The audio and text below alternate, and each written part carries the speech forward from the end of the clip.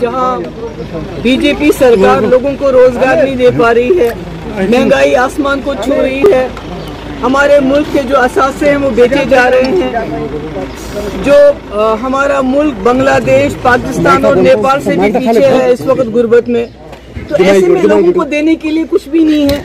इसलिए लोगों का ध्यान हटाने के लिए उनको मुसलमानों के पीछे लगाया जा रहा है।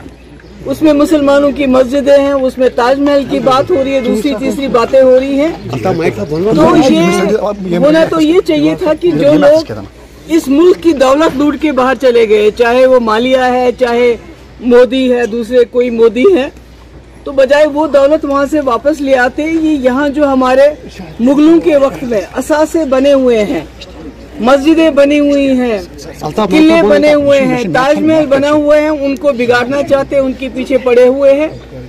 इससे कुछ हासिल नहीं होगा। ये हिंदू मुस्लिम को लड़ाना चाहते हैं, आपस में झगड़ा कराना चाहते हैं। अगर इनमें दम है तो ताजमहल जैसे जो इस किस्म के हमारे पुराने लाल किले जैसे, तो उनको मंदिर बना के दिखा दे, फिर देखते हैं कितने लोग इस मुल्क के अंदर आएंगे।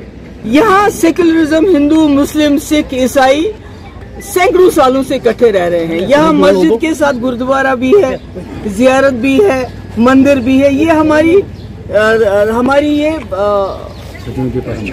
हेरिटेज है, हमारी पहचान है। तो जो एलजी साहब हैं वो कोई महंत नहीं है, वो कोई पुजारी नहीं है, वो हमारे कॉन्स्टिट्यूशनल हेड है। वो जहाँ पहुँच जाए पूजा करना शुरू करते हैं, बल्कि उनको ध्यान देना चाहिए, यहाँ बिजली, पानी, सड़क तरक्की पे ध्यान देना चाहिए।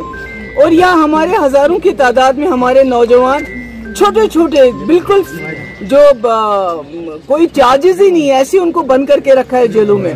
और यहाँ हमारे head of the state, constitutional head of the state खुद कानून की धज्जियां उड़ाते हैं, ऐसे जगह पे पूजा करते हैं जो इस वक्त किसी डिपार्टमेंट के अंदर है, जहां आप पूजा नहीं कर सकते हैं, जो एसआई के पास है जहां पूजा नहीं कर सकते हैं। तो जब हमारे स्टेट का हेड ही कानून की धज्जियां उड़ाएं तो बाकियों से आप क्या एक्सपेक्ट कर सकते हैं।